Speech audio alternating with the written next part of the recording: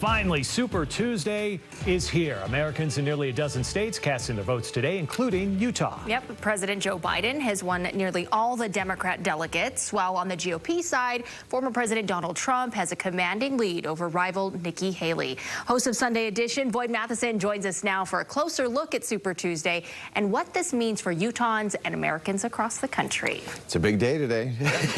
And you are busy. Yeah, we are busy. We're keeping it all rolling. But it gives us a really interesting snapshot in the mood of the country. And I actually like the fact that there are so many today.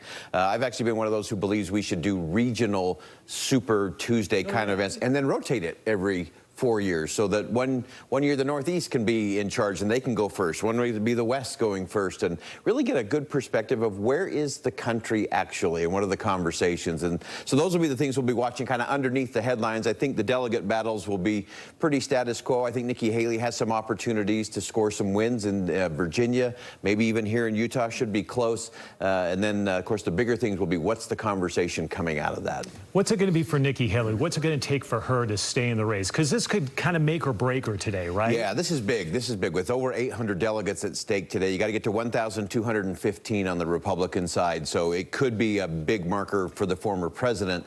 I think for Nikki Haley, if she can win a couple of states, I think that might give her enough reason to continue the conversation.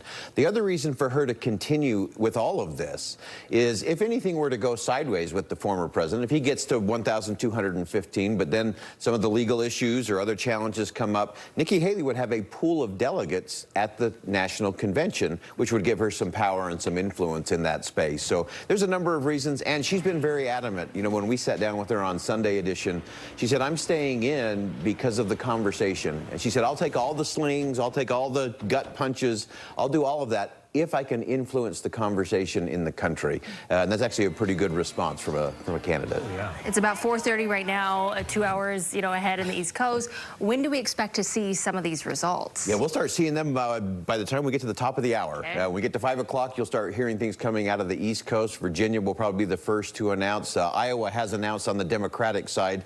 They had a caucus early in the month, but because of the Democratic rules, they waited, did some mail-in voting, and so they announced theirs. So President Biden can celebrate Iowa right now. The Republicans will be watching Virginia and Texas and a lot of those as we start moving towards sunset. Okay, Boyd Matheson with us. Thanks so much. We're going to see a lot of you as we continue on in this season, won't we? So thank you for all you do and your insight. Appreciate it. Thanks, Boyd.